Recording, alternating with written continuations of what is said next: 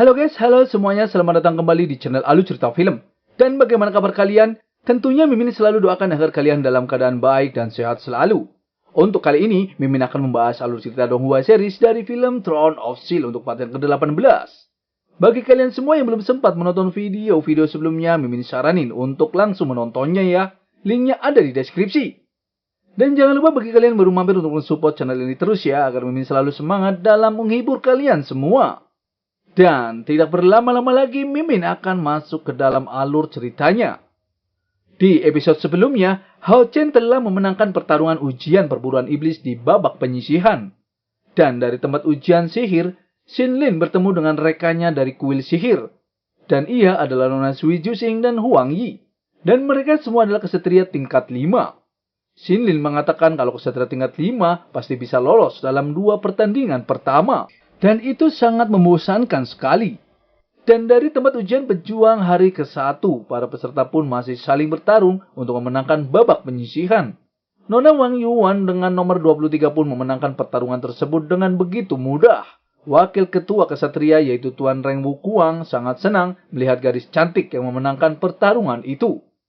Ia sangat yakin kalau Nona Wang terlahir sebagai pejuang.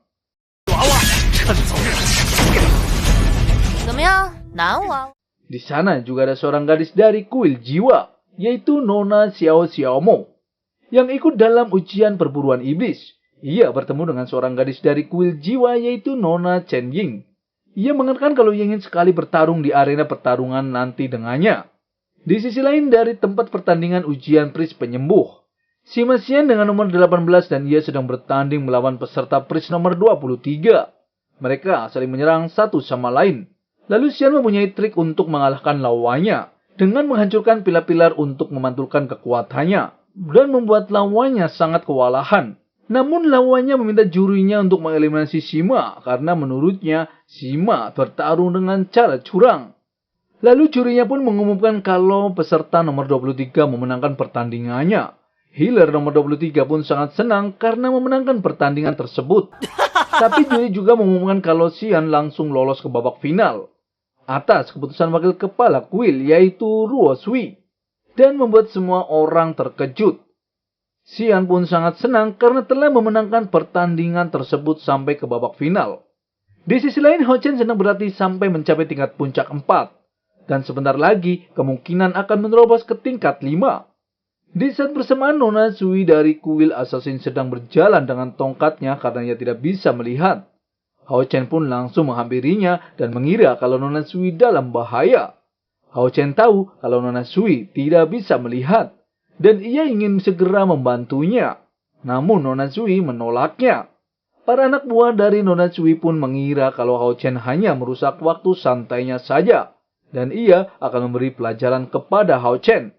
Seketika, Hao Chen tahu kalau ada orang yang akan menyerangnya. Nona Sui tahu yang ada di sampingnya ternyata Hao Chen. Dan ia mengenalinya karena Hao Chen memakai cincin miliknya. Dan cincin tersebut adalah cincin yang diberikan kepada Hao Chen beberapa waktu tahun yang lalu. Ia pun meminta anak buahnya untuk mundur. Dan anak buahnya mengira kalau Nona Sui akan melakukan sendiri dan menyerang Hao Chen. Namun, Nona Sui malahan meminta Hao Chen untuk mengantarkan dirinya. Anak buahnya pun seketika terkejut mengapa Nona besar bertingkah laku aneh.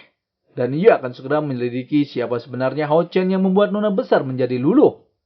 Di saat ia memegang tangannya, ia menggunakan kekuatannya untuk mengetahui siapa yang menggunakan cincin tersebut. Dan ia tahu ternyata yang memakai cincin pemberiannya benar-benar Hao Chen. Hao Chen pun mengantarkan Nona Sui. Nona Sui sekarang sudah bisa bicara namun tidak bisa melihat. Dan ia hanya bisa membayangkan penampilan Hao Chen saat dewasa. Ia pun teringat di masa-masa kecilnya di saat bersama Hao Chen. Lalu ia menanyakan siapa namanya kepada Hao Chen. Hao Chen pun menjawabnya dan ia berbalik nanya siapa gadis tersebut. Di sana, Hao Chen pun melihat ikan paus raksasa yang sedang melompat dan sangat indah. Namun di saat ia melihat Nona Sui yang merasa sedih dan kasihan kepadanya karena Nona Sui tidak bisa melihat karena buta. Ia tidak tahu seperti apa dunia yang ada di dalam matanya. Tak selang berapa lama, Nona Sui pun telah sampai di tujuannya. Lalu Hao Chen pun berpamitan dan akan kembali. Di saat Hao Chen telah pergi, Nona Sui memanggil anak buahnya untuk menemuinya. Mereka semua pun memberi hormat kepadanya. Lalu Nona Sui mengatakan kepada anak buahnya apa yang baru saja anak buahnya lihat. Mereka semua pun sangat takut dan mengatakan kalau ia tidak melihat apa-apa. Nona Sui meminta anak buahnya tidak boleh memberitahu siapapun soal dirinya yang berjalan dengan Hao Chen. Kita kembali ke Hao Chen. Hao Chen berkata kalau banyak orang yang harus dilindungi dan ia harus bekerja lebih keras agar mendapatkan peringkat yang lebih tinggi dalam ujiannya. Hao Chen pun mencoba berkultivasi dan memekan pil pemberian Lin Xin. Dan jika ingin menerobos tingkat 5, ia harus melakukan pencairan spiritual terlebih dahulu.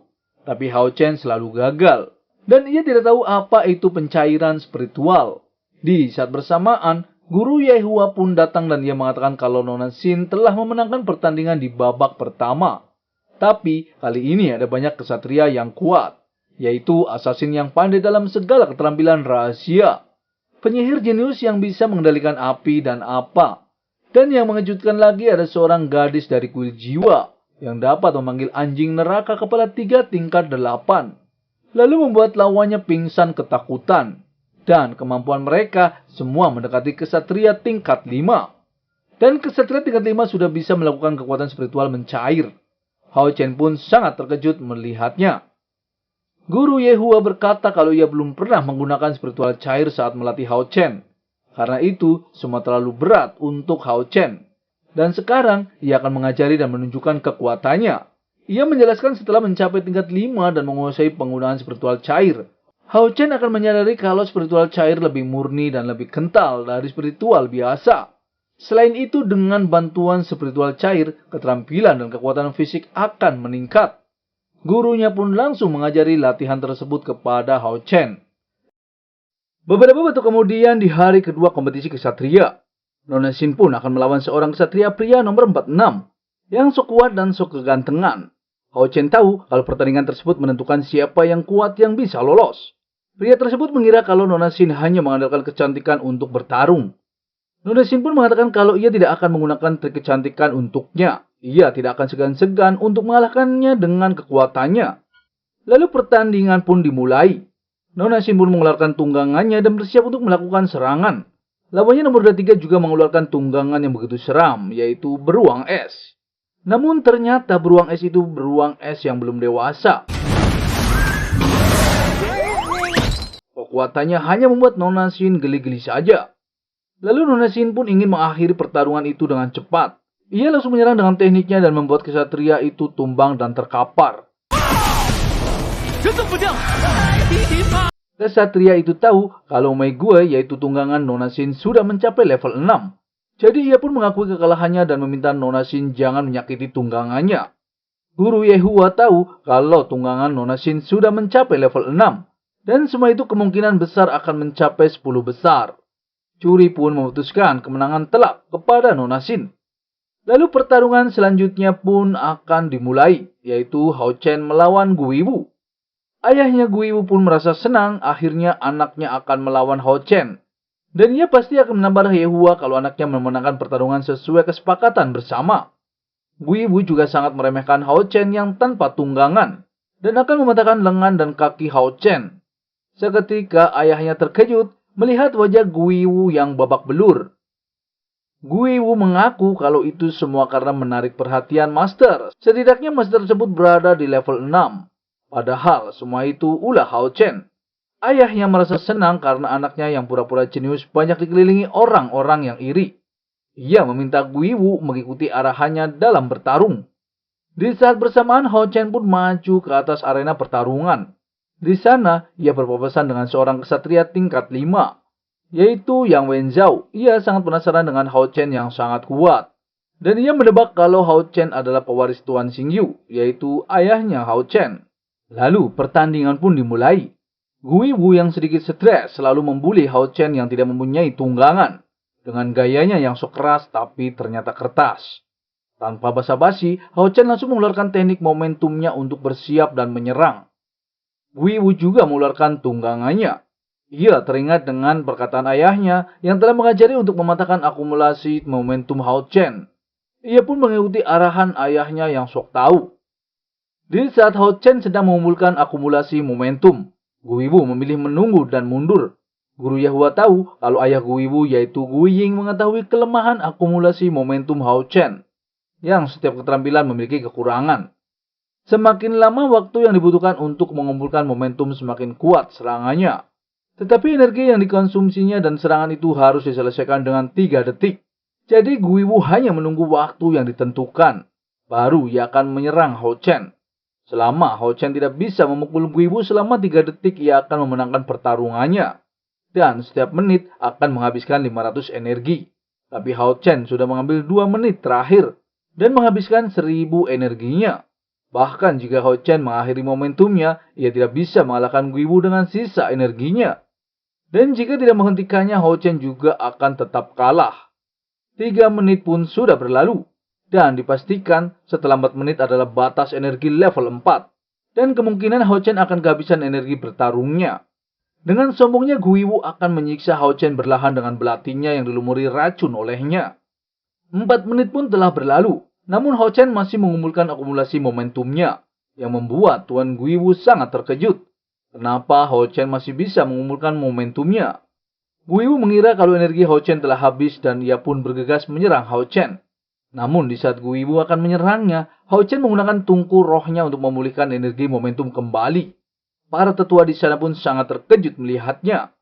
Lalu Hao Chen langsung menebas dengan teknik pedangnya, yang membuat Gu Wibu terluka dan terpental. Gu Wibu pun terluka parah dan tidak berdaya. Nona Xin tidak mengerti kenapa energi Hao Chen tidak menghilang setelah 4 menit berlalu. Guru Yehua juga tidak tahu kenapa Hao Chen memiliki terlalu banyak rahasia. Di sana, Gu Wibu tidak terima dengan kekalahannya. Ia meminta wasit untuk mengecek Hao Chen yang ia kira kalau Hao Chen sudah mencapai kesatria tingkat 5. Komandan ketua penjaga pun meminta wasit untuk menguji kekuatan Hao Chen agar tahu berapa level Hao Chen. Jika Hao Chen sudah mencapai kesatria level 5, maka Hao Chen akan kalah.